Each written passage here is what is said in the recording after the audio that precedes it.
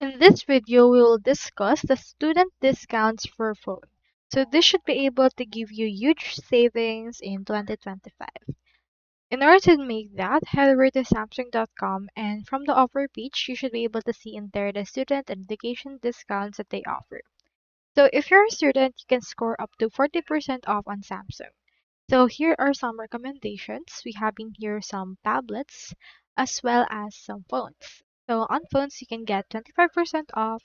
On TV you can get 50% as well as other options like 20% with freebies. So in here you can just choose if you want mobile or tablets and wearables, TVs, monitors as well as home appliances. Now let's head over next to iPhone. So on your Apple page, you can see in here that this is actually their education store. So from in there, you can see some limited offers. Like for example, we have in here, if you're eligible for that, we have the iPad Air offer, wherein you can get in here this with education savings. We also have the MacBook Air offer, and you can just swipe in order to see them.